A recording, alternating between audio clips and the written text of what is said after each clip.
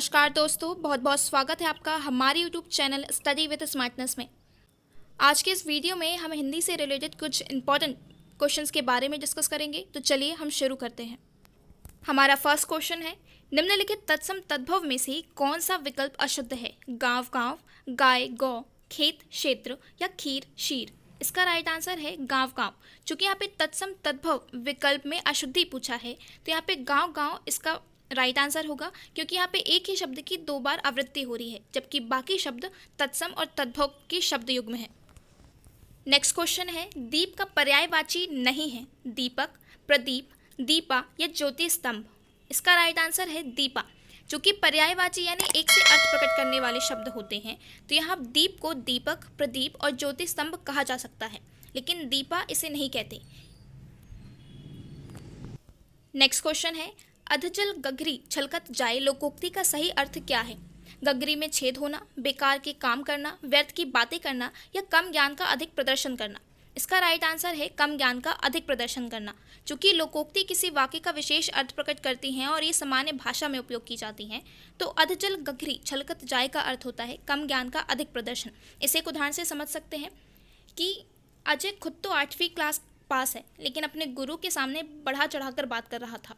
इसे कहते हैं अधजल गगरी छलकत जाए। नेक्स्ट क्वेश्चन है, मूर्ख होना निम्न में से किस मुहावरे का अर्थ है? अक्ल का अजीर्ण होना, अक्ल का दुश्मन होना, अक्ल ज़्यादा लगाना या कोई नहीं। इसका राइट आंसर है अक्ल का दुश्मन होना। चूँकि मुहावरे किसी वाक्य का विशेष अर्थ प्रकट करते हैं तो यहाँ पर अक्ल का दुश्मन एक मुहावरा है जिसका अर्थ होता है मूर्ख होना। इसे हम एक उदाहरण से समझ सकते हैं कि मेरे इतना समझाने पर भी उस अक्ल के दुश्मन ने गाड़ी तेज चलाई। ये इसका उदाहरण हो सकता है। नेक्स्ट क्वेश्चन है, सहकार का पर्यायवाची क्या है?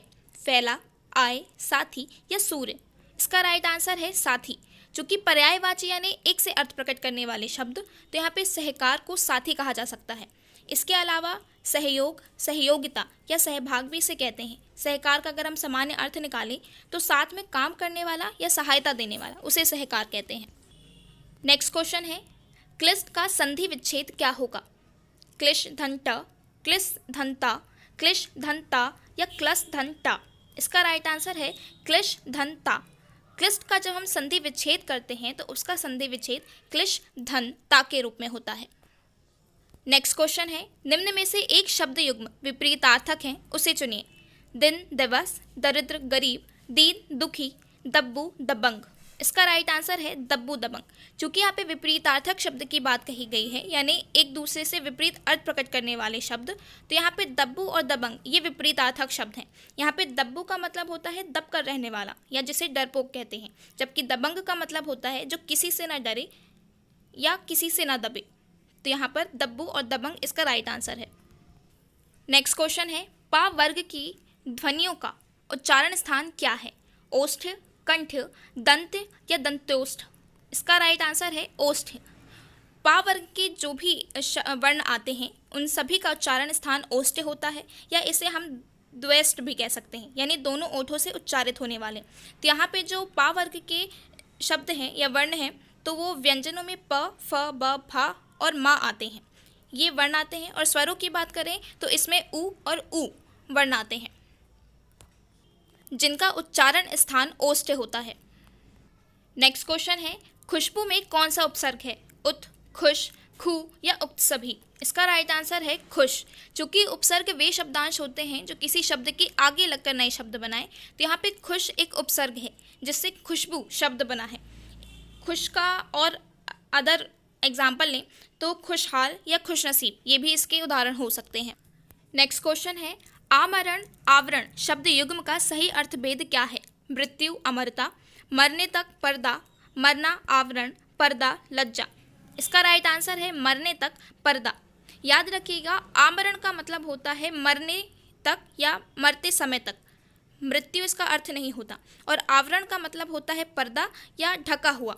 तो इसका इस शब्द युग्म का सही अर्थ भेद होगा मरने तक और पर्दा। नेक्स्ट क्वेश्चन है, अव्यय की दृष्टि से तत्पुरुष समास के कितने भेद हैं?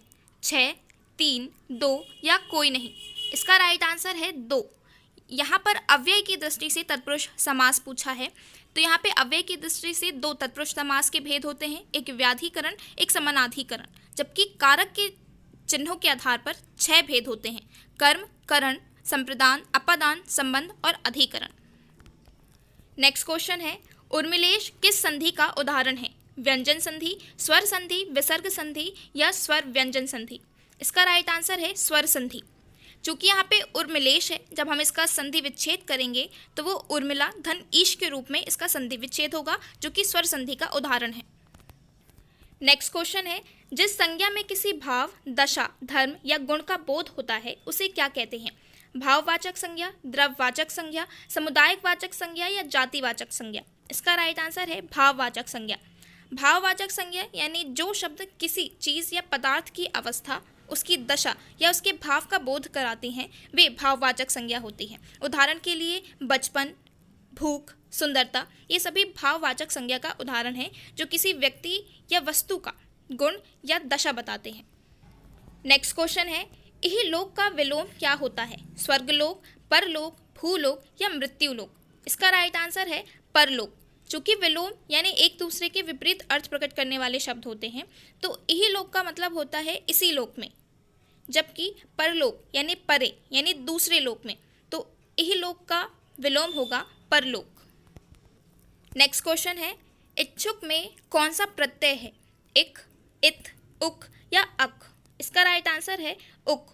चूंकि प्रत्यय वे शब्दांश होते हैं जो किसी शब्द के पीछे लगकर नए शब्द बनाएं, तो यहाँ पे उक एक प्रत्यय है जिससे इच्छुक शब्द बना है, यानी इच्छ धन उक से इच्छुक शब्द बना है। इसके अलावा भिक्षुक ये भी उक प्रत्यय का ही उदाहरण है।